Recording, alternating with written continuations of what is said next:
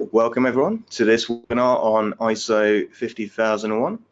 Our agenda for today's session, we're going to have a bit of introduction to ourselves, the Carbon Trust, before talking about what is ISO 50001. We'll talk briefly about the certification process to ISO 50001, and then we'll focus on the actual benefits of the ISO 50001 standard. What can it bring to you as an organization? And we've got a case study from one of our clients that we'll be discussing in this session. And then talk about the specifics, solutions that Carbon Trust Assurance can provide to you. So first of all, I am your host. My name is Martin Hogday. I'm a certification manager here at the Carbon Trust. I lead on our ISO 50001 services. I've been an ISO 50001 lead auditor for several years now and have conducted ISO 50001 audits in a wide range of industry sectors, from manufacturing to logistics, from education, and even a royal palace, would you believe? So a reasonable experience in ISO 50001. Hopefully, I'll be able to convey some of that and the importance of the standard to you today. To introduce the Carbon Trust, we are a not-for-profit, mission-driven organization. That mission is to accelerate the move to a sustainable, low-carbon economy. We do this in a number of different ways, predominantly working with either governments, multilateral organizations, businesses, and the public sector, helping them to understand how they can contribute to a more sustainable future. As part of this, Carbon Trust provides assurance and certification activities. These include organizational certifications, such as the Carbon Trust standards for carbon, water, waste, and zero waste to landfill. Management system certifications, such as to ISO 50001, the reason you're all here today, but also to ISO 14001, the environmental management system standard, and ISO 20121, the event sustainability management system standard. We provide carbon footprinting and reporting assurance services and certification of organizational carbon neutrality. We can provide carbon footprint certification of products and services as well, and also carbon neutrality of carbon products and services. We have a Carbon Trust standard for supply chain for organizations who want to demonstrate that they're working with their supply chains on carbon and energy efficiency. And we provide assurance for financials as well, in terms of green bonds and climate bonds. So that's Carbon Trust and who we are. ISO 50001, what is it? Well, to give it its full title, ISO 50001, Energy Management Systems Requirements with Guidance for Use. It is an international standard. It was published back in 2011 by ISO, the International Organization for Standardization. It didn't start off there. It was preceded by a number of previous standards. There was a European standard, EN 16001, and a number of national standards. There was an Irish standard, IS 393, a Swedish standard, for example. So the actual basis for ISO 50001 dates back a number of years prior to 2011. What the standard does is it provides requirements for energy management systems. It can be used by any organization, big or small, no matter what the sector, to implement an energy management system. Now, that energy management system is designed to facilitate the continual improvement of energy performance. That's what one of these management systems is all about, continual improvement of energy performance. That's the key aim of the standard. The standard can be used in conjunction with other management system standards out there.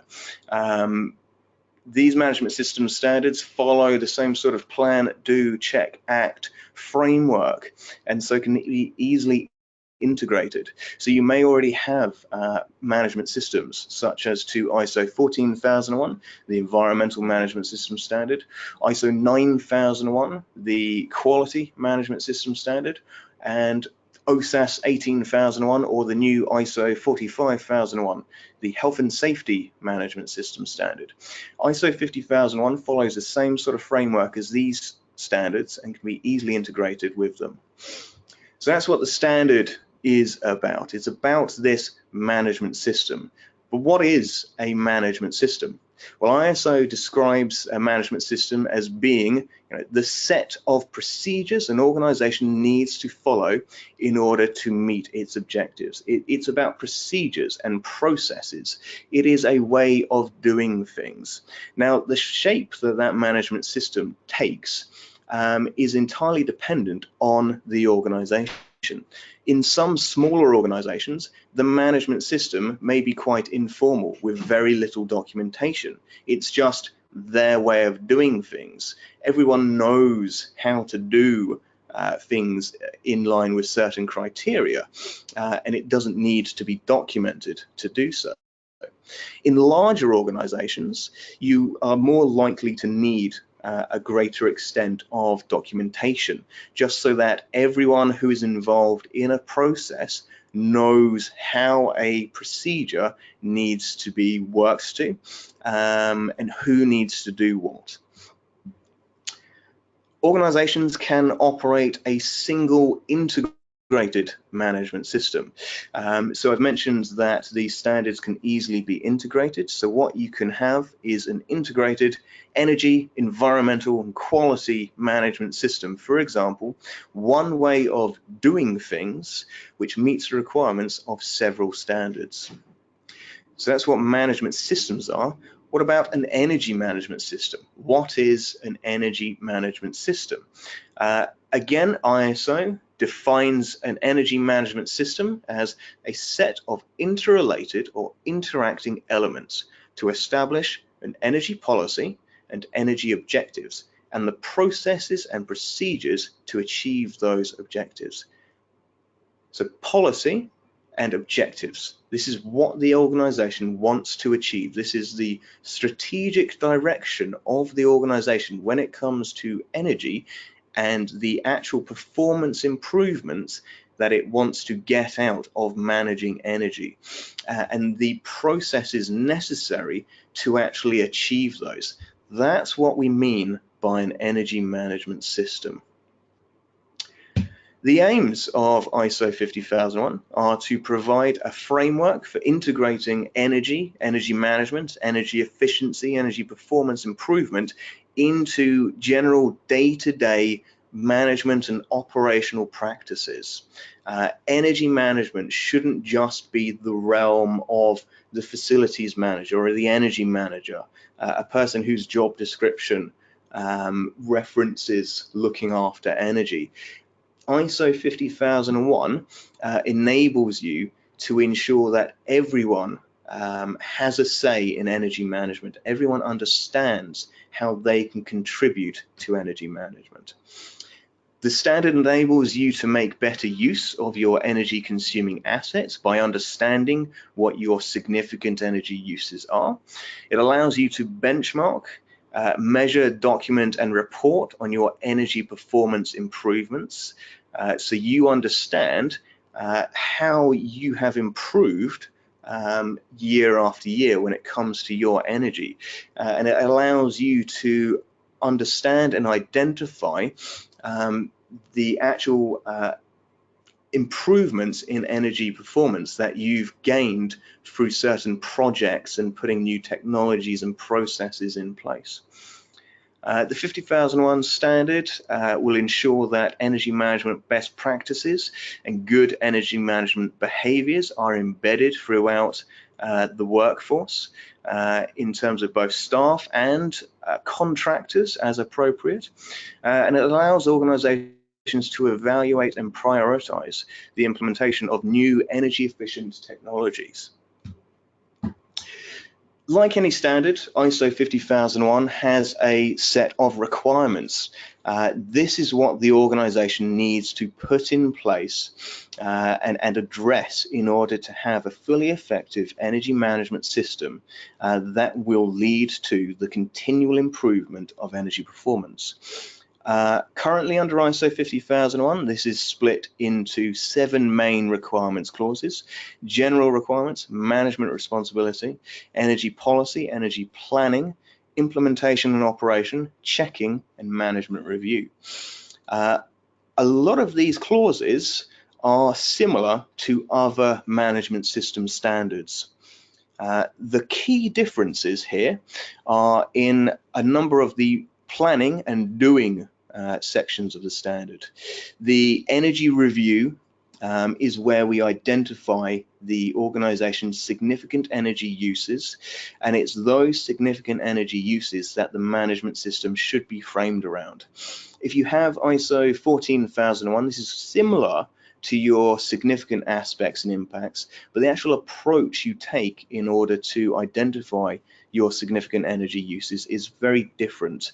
You need a formal energy review where you look at your past and present energy sources and energy consumption. You need a standardized method of evaluating your energy uses for significance. And you need to plan your management system around those significant energy uses.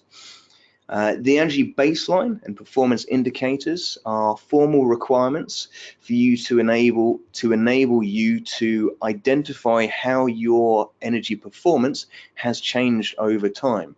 And that is necessary because it is this energy performance that the management system is designed to manage.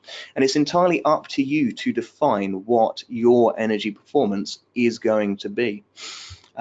The implementation and operation clauses have a couple of requirements on design and procurement. Now, other management system standards have clauses covering design and procurement, but the actual requirements under ISO 50001 are very different. It requires you to take energy into consideration in design of new and renovated processes and facilities, and have specific criteria for procuring energy services, and energy consuming products and equipment. A lot of clauses under ISO 50001 are quite similar to other management system standards. You need processes for document review, you need a policy, you need some form of top management commitment or leadership, you need an internal audit, non-conformity processes and management reviews.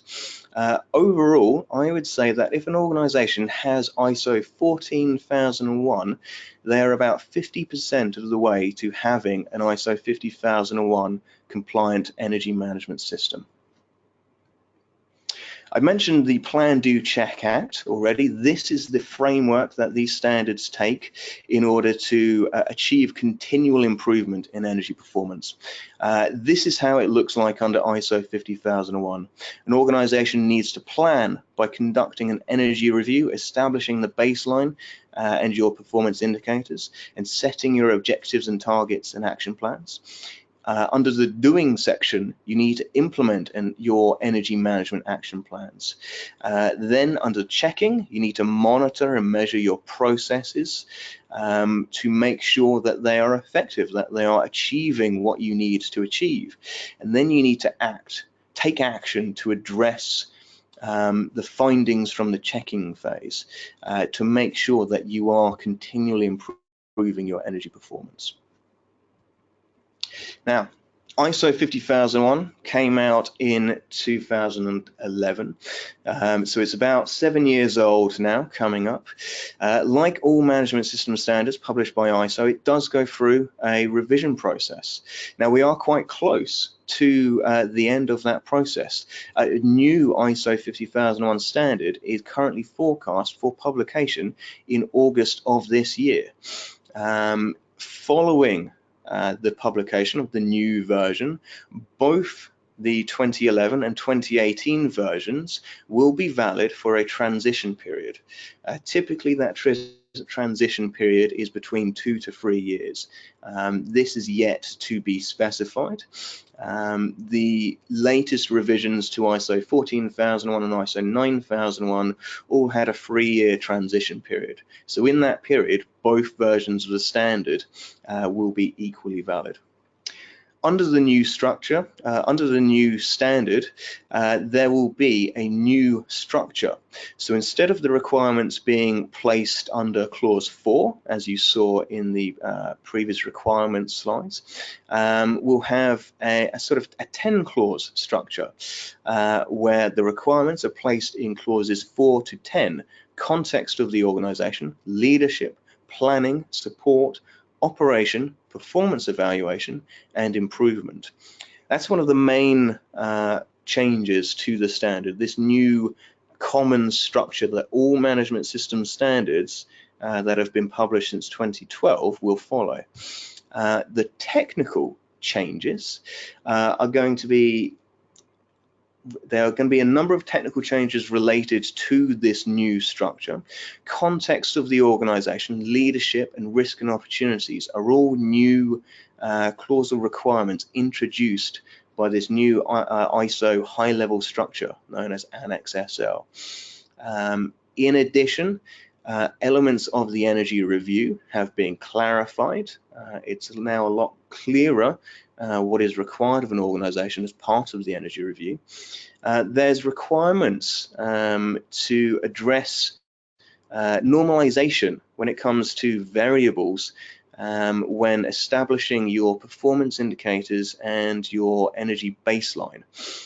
Previously, the ISO 50001 standard required you to identify these variables, but it wasn't specific in what you had to do with them once you'd identified them. In addition, we have clarification on your energy data collection plan. In the current 50001, this is known as the energy management plan, sits in the monitoring, measurements and analysis clause. The current 50001 standard isn't very clear what you need to do with that. For guidance on that, I'd refer to ISO 50004. The new 50001 standard makes it a lot clearer what you need to do. Overall, I would say that the changes to the new standard will be fairly minimal for organizations who already use the new Annex SL structure, such as those who use the current, the new ISO 14001 standard. The majority of the technical changes are going to be with these new clauses in context of the organization, leadership, risk and opportunities. And if you've got the 2015 version of ISO 14001, you're well underway to addressing these requirements of 50001. So that's what ISO 50001 is. We're going to take some time now just to talk about the certification process to ISO 50001. There is an initial certification process, following which we have a 3-year certification surveillance cycle. The initial certification is split into a stage 1 and a stage 2 audit. Then we go into a cycle of audits, 1 in each year for 3 years. And during that 3-year cycle, we should be seeing continual improvement.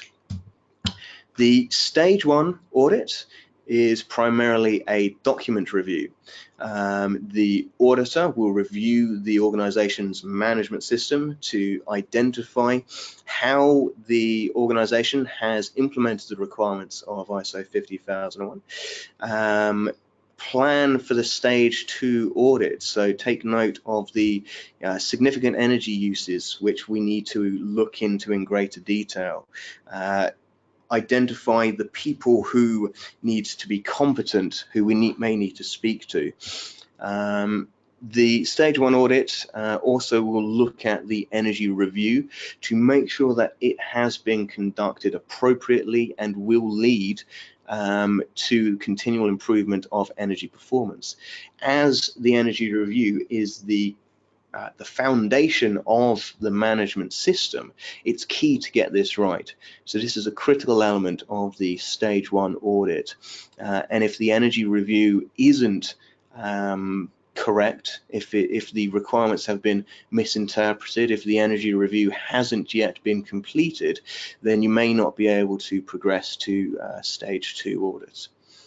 The stage 2 audit takes place after the stage 1 audit and is really to evaluate the effectiveness of the management system. So we've worked out what the management system says and requires of the organization. Now we need to make sure that you're actually following your own procedures. So if you say you need to conduct internal audits every month, we need to see evidence that you are conducting internal audits every month. It is an effectiveness test, and it will be the most in-depth test of your management system. Following the stage 2 audit, the auditor will make a recommendation with regards to certification, either positive or negative if you need further work to be done. Where that is a positive recommendation, that gets reviewed by an independent decision maker. If they agree with the auditor's recommendation, then you'll be issued with a certificate to ISO 50001, which will last for 3 years. After that, your 3-year surveillance cycle of surveillance and recertification auditing begins. Surveillance audits take place at least once per calendar year in the first and second years of the 3-year cycle. These are fairly light touch in comparison to a stage 2 audit. There'll be a sampling approach potentially, so not all elements of the management system may be covered at each surveillance audit. It's essentially to check and confirm that the management system continues to be worked to and continues to fulfill your requirements, including attaining this continual improvement of energy performance. In the 3rd year of each 3-year cycle, you have a recertification audit. This is slightly more in depth than a surveillance audit. It will include a review of the effectiveness of the management system as a whole. If it can be confirmed that you continue to work to the management system, the system continues to meet the ISO 50001 standards, and you are attaining the continual improvement of energy performance, then your certificate will be reissued for a further 3 years. So that's the certification process. Now we know what 50001 is. It's probably time to talk about why we actually want to go down the 50001 route. The benefits of 50001, I would suggest, are twofold. There are benefits of simply implementing ISO 50001 and working to an energy management system. And there are benefits in addition to that from having that management system independently certified. The benefits of just implementing 50001 are that it gives you a better control of your energy. You have a structured approach towards energy management, a formalized approach. This will allow you to improve your energy efficiency. It will allow you to reduce your operating costs. It will allow you to reduce your greenhouse gas emissions associated with the energy usage that you've been able to reduce. The 50001 standard has requirements on legal and other requirements, and as such will help to ensure compliance with energy legislation, which can be quite tricky. There is a raft of energy legislation out there. The standard will help to improve organizational awareness of energy, why it's important, how individuals can contribute to improved energy performance.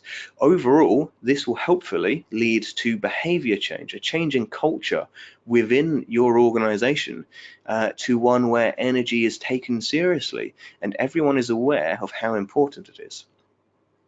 Being seen to work to a formalized approach for energy management can help improve your reputation with key stakeholders. Potentially, it can lead to increased scoring on tenders and increase the volume of work if you have people who want to see that you are managing your energy effectively.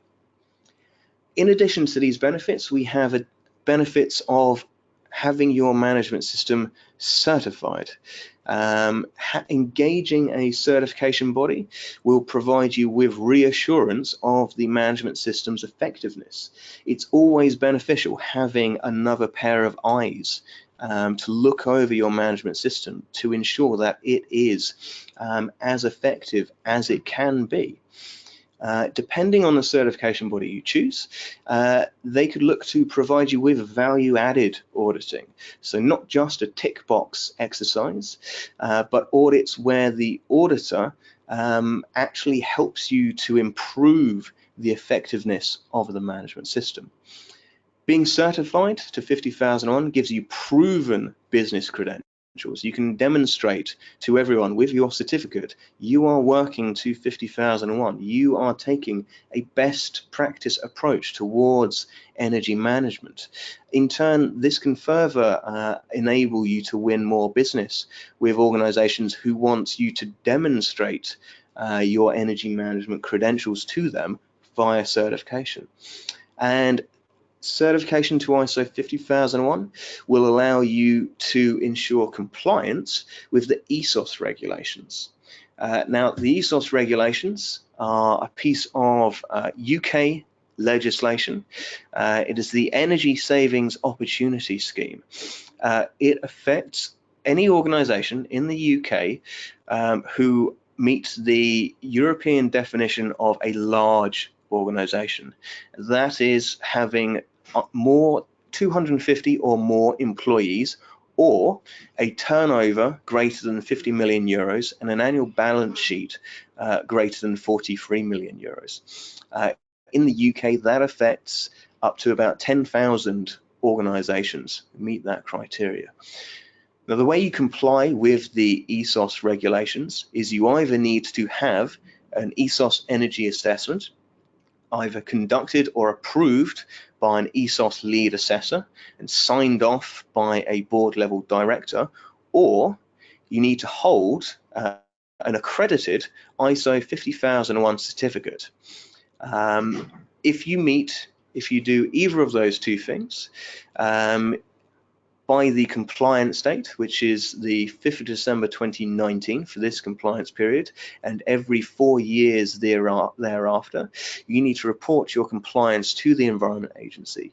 If you meet the compliance criteria via ISO 50001 certification, all you need to do is notify the Environment Agency that you hold ISO 50001. It's as simple as that. ISO 50001 is a systematic approach to energy management. And this systematic approach towards energy management can often have additional benefits over and above those of a more traditional project-based approach towards energy management. With a project-based approach towards energy management, the benefits of individual initiatives can often be lost over time. You implement a project, you see a reduction in your energy consumption, and then the focus on energy management stops because you've got that reduction. But slowly and surely the benefits wear off. The focus on energy management can be lost if it's not seen as a priority at the time, and improvements from new technologies can often be offset by a decline in actual mentality with regards to energy efficiency. An approach where people think, well, it's fine to leave this piece of plant or equipment on when it's not in use because it's efficient. Well, that degrades the actual improvements in energy performance that you will achieve if you're just focusing on specific projects.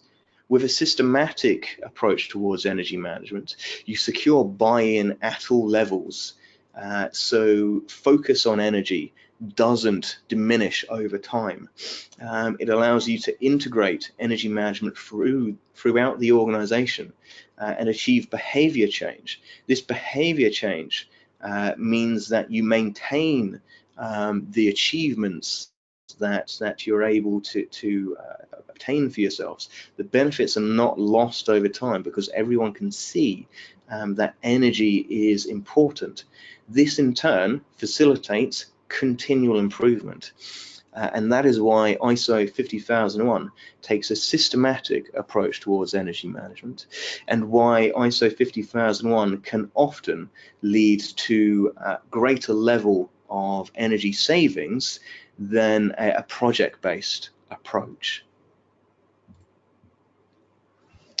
There's been a study by NPower saying on the benefits of behavior change, estimating that by 2020, savings from behavioral change measures, such as those that you can formalize and encourage and implement with ISO 50001, are expected to grow to 5,500 gigawatt hours.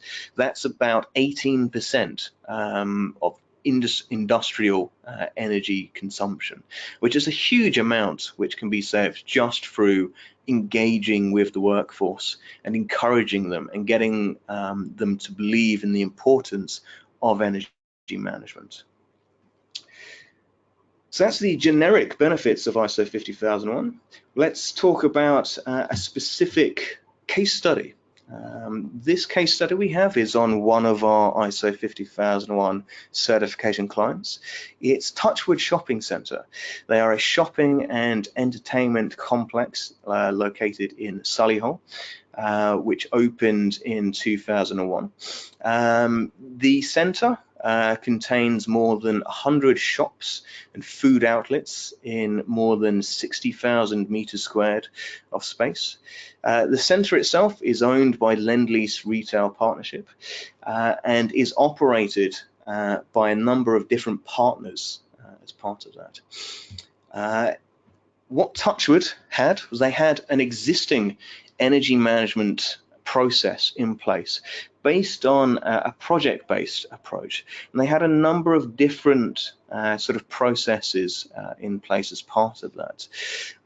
They had an existing program to improve the lighting within the centre, for example. They had monthly sustainability stakeholder meetings where energy was often discussed. But what they wanted was a more formalized structure for their energy management processes. And they wanted to enhance the robustness of their energy management.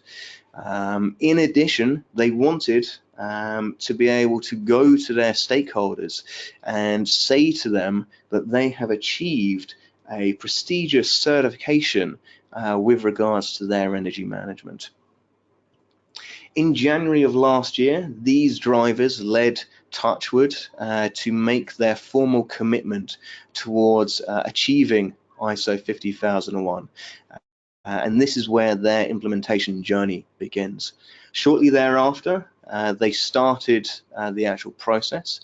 They received training on ISO 50001 and started development of new energy policies and supporting procedures incorporating the existing energy management practices and processes that they already had in mind. They were able to go through the implementation process fairly quickly because they were dedicated to achieving this certification. They started their internal audit process in April of last year and engaged the Carbon Trust to come and do a stage 1 audit in August 2017. The stage 2 audit was commenced in October 2017, and they were able to achieve their certification in November of last year. So that's a fairly short timeline for them from starting the process to actually achieving certification. Not all organizations will be able to achieve ISO 50001 that quickly. It does very much depend on the level of resource you have, but it does demonstrate that it can be done in fairly short timescales.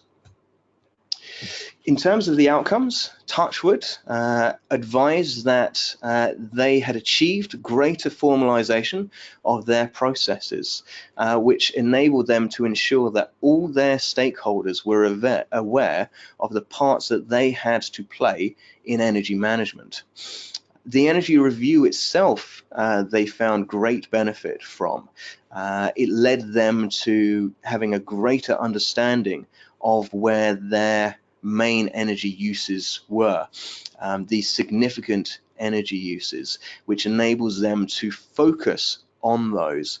Whereas before, when they didn't have this energy review, they didn't know where to divide their attention, where to spend the most time, where would provide the greater benefits. Touchwood, interestingly enough, decided to implement a monthly internal audit process, and they've advised that this has helped them to keep things on track and keep people focused by ensuring that there is work on energy to do every month. No one will forget about energy management, and no one will forget of the importance of energy. The standard itself and working to it enabled them to have enhanced benchmarking, which gave them a greater understanding of their energy performance and the effectiveness of improvement actions. Previously, when they would conduct an energy performance improvement project, without the benchmarking, they wouldn't know whether their change in energy consumption would be related to that project or just because of some other naturally changing variable. Now with ISO 50001, they can see with clarity the effect that their actions are having. Working to the standard gave Touchwood a greater understanding of relevant legal requirements to be adhered to, and enabled them to evidence compliance against these. They advised that the external audits provided by the Carbon Trust were very beneficial in ensuring a greater understanding of the requirements of the standard and how an effective energy management system should operate.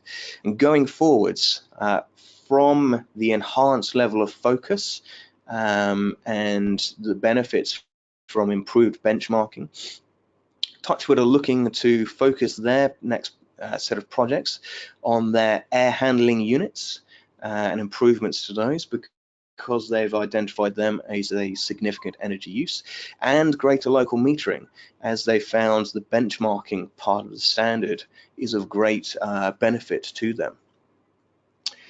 Michael Atherton, the Projects and Compliance Manager at Touchwood, when asked for a piece of key advice to give to organizations looking to implement an ISO 50001 system, said to pay attention to detail. The more that you actually understand your energy uses, the better you will be able to manage them and your performance. He recommended that it's definitely worth taking your time in the energy review to consider every energy use. Make sure you do your energy review and you give yourself enough time to do it properly, because it is the foundation of your management system and you will get benefit from it. In summary, Michael confirmed that they are committed to continually improving the energy performance of their shopping centre, and that pursuit of ISO 50001 has enabled them to have a more structured and formalised approach to energy management. In closing, he advised that they chose the Carbon Trust to guide them through the audit process, and they found that our audit team was extremely helpful and professional throughout the audit process. Michael's not the only one who's found benefit in ISO 50001. A survey by ISO found that over 9 out of 10 users of the standard strongly recommended it. Not just recommended, but strongly recommended it. That's how good people using 50001 feel about it. We have another sort of case study on our website for another client, Marshalls PLC, the UK's leading provider of construction products. They provide concrete and stone products. David Morrell, the head of sustainability, advised that Marshalls challenged themselves to be the best, and because of that, they chose to work with the Carbon Trust for their ISO 50001 certification because of our status as being internationally recognized experts in energy management. And we made sure to ensure that their management system is fully in line with the very best practice. So that's the benefits of ISO 50001, and a case study on one main organization and a couple of others who have worked with us at Carbon Trust Assurance for their ISO 50001 certification. But why would you perhaps want to work with us? Well, we are your ideal partner for ISO 50001. We have more than 16 years of organizational energy management experience. We hold UCAS accreditation for ISO 50001 certification for all industry sectors. So no matter what sector you are in, we can provide you with certification, and this certification will be compliant for ESOS purposes. We look to provide a certification service that is adapted for the needs of your organization. We can provide this certification in conjunction with our Carbon Trust standards and other assurance services. We provide support from a dedicated client manager. We provide a premium certification service driven by both our mission, which was to accelerate the move to a low carbon sustainable economy, and our specific approach towards management system certification. This approach towards certification is in 5 key areas. We provide focused services. We only provide sustainability related certification, and as such, all of our certification staff are experts and specialists in this area. We don't need to make sure that our auditors are able to audit in quality management and health and safety management and business continuity management like other certification bodies do. As such, we can make sure we provide the very best experts to your organization. We are invested in the effectiveness of your management system. The more our clients' management systems are effective, the more energy they save, and the faster we move towards a sustainable low carbon economy, thereby achieving the Carbon Trust mission. We look to provide value-added auditing. We look to proactively help our clients to identify ways to further improve their performance and improve their management systems, and we do that by providing a rigorous and robust audit service and proactively identifying opportunities for improvement. And we look to take a partnership approach towards our audits as well. We approach our audits with the view that we and our clients are equals. We're partners working together towards the common goal of certifying your management system and improving your performance. We don't take the view that we are the management system police, here to do a tick box exercise, tell you all the ways in which you're not meeting the requirements, and then leave you to your own devices to try and do it on your own. The services that we can provide include full certification to ISO 50001. If you have an existing ISO 50001 certificate, then we can transfer that to ourselves and provide you with ongoing certification.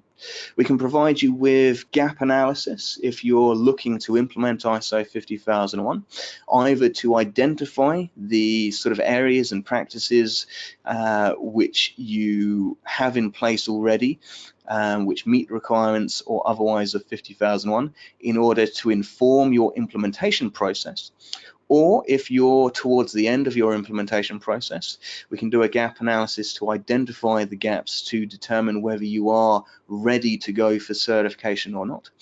And we can provide training on ISO 50001, focusing on best practice implementation or internal auditing or both.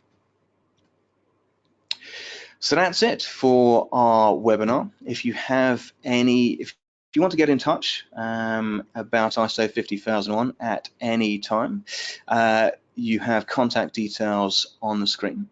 But for now, we've got about 15 minutes or so for Q&A.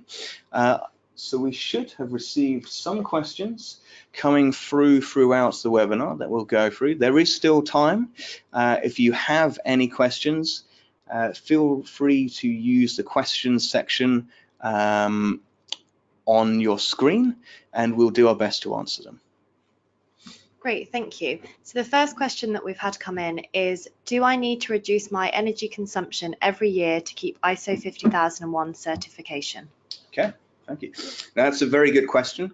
ISO 50001 requires you to, and I've mentioned this a lot, continually improve your energy performance.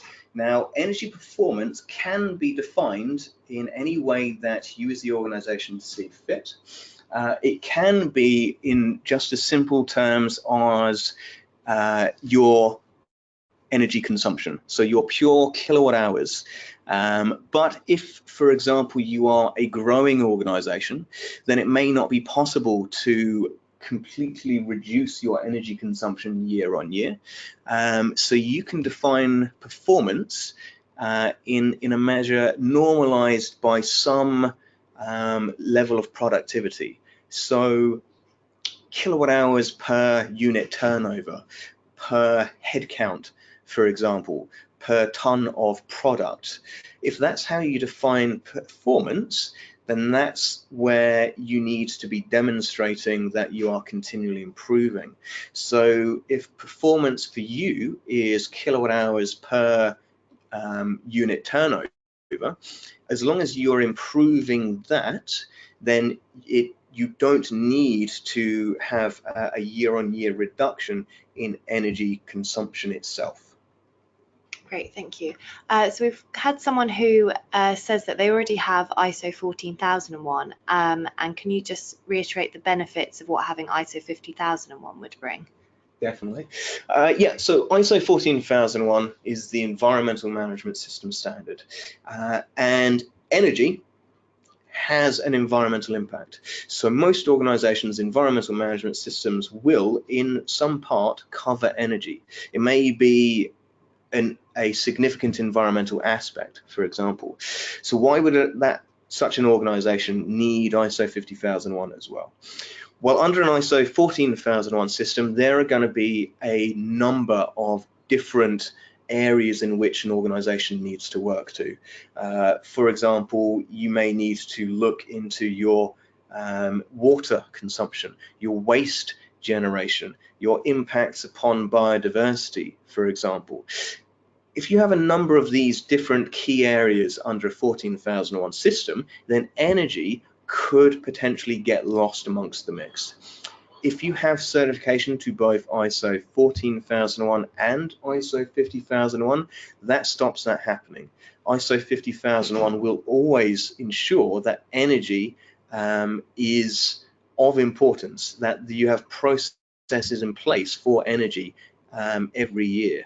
The certification process will ensure that you are achieving what you need to from an energy point of view, whereas under a standard ISO 14001 approach, that may not necessarily happen. The actual approach that 50001 takes with the energy review being a much more formalized and in-depth look into energy than required by 14001 is what helps you to achieve this. And it's that process which will provide you additional benefits over and above that of just working to ISO 14001. Great. Are there any statistics on the cost energy savings made from implementing ISO 50001? For example, a before and after view of energy costs? Now that is a very good question. For cost savings and the like, I would probably direct you to the Clean Energy Ministerial, and we can provide details of this to anyone who's interested. The Clean Energy Ministerial is a collective of governments from around the world, leaders from public and private sectors who have united to improve the world's energy energy performance. They have a goal to drive use of ISO 50001 to 50,001 global certifications by the year 2020, for example.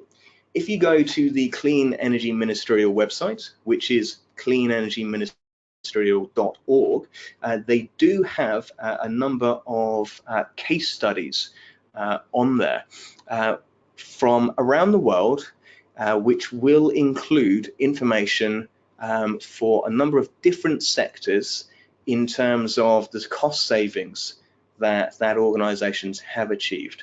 So I'd encourage you to check that out. Thank you. Does an organization which uses only renewable energy also need to improve their performance? This is another very good question. In short, yes. ISO 50001 is about how you're using energy ostensibly. Whether the energy is coming from fossil fuels or renewable energy, you should still look to manage it and focus on improving it. You shouldn't just forget about energy because you are procuring it from renewable sources, because the better you use your renewable energy, the more benefits you achieve. If you're securing your renewable energy through a green tariff, through the grid, then you still have cost savings associated with reducing that energy.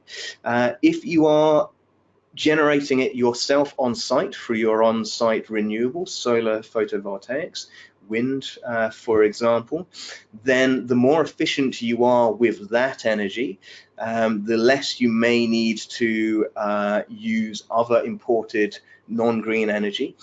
Or if you're solely using self-generated, then the more energy you may be able to export back to the grid, improving the actual carbon footprint of the grid itself, and potentially getting payment for the energy that you put back into the grid as well. So yeah, definitely you still need to look into your energy performance and improve upon that in terms that you define if you are wholly supplied by renewable energy. Great, thank you. We've had one come in saying, I don't have sub-meters. Can I still get ISO 50001? Yeah, good question. Under the energy review clause of the standard, you need to identify your significant energy uses, and you need to identify the current energy performance of those energy uses. The most effective way of doing that is through sub-meters. So if you have lighting identified as a significant energy use, you will be able to identify the energy actually being consumed by your lighting. But this isn't mandatory. You don't need to have sub-meters to do this. You can use obtained information about your energy uses and information and estimates on how you're using them to have a informed, calculated estimate on your specific energy use performance. So if you identified you have this many number of light bulbs rated at a certain wattage, which are typically used for a certain number of hours a day, you can identify how much energy that is using, and you can demonstrate that you're improving your performance in relation to that by changing one of those inputs. So changing fluorescent tubes for LEDs, for example. Thank you. So we've got time for one final question. So we've had one come in relating to the ESOS deadline. So when do I need to have started implementing ISO 50001 in order to meet the ESOS deadline? Okay, it's a very good question. In the case study we had with Touchwood, they were able to have about a 10-11 month period for turning around from when they made the commitment to going for ISO 50001 to actually achieving certification. The main criteria for ESOS is that you need to be certified on or before the compliance date of 5th of December. I would suggest you'd probably want to give yourself at least 12 months to do that, more if preferable. But that's not to say it can't be done in shorter time periods. I am aware of organizations who have achieved certification in 6 months or less. It all depends on the resource that you have available to you. If you are looking to implement 50001 in order to meet ESOS or any other requirement, and you want to talk through this process, please feel free to get in touch with us at Carbon Trust, and we'd be happy to discuss and see how we can help. Great, thank you very much. So thank you everyone for attending today's webinar. If you have any other questions, please get in touch on the details currently on the screen. This webinar has been recorded, so we'll be more than happy to send a link following this webinar. And on behalf of the Carbon Trust and our presenter, thank you for joining us today and enjoy the rest of your afternoon.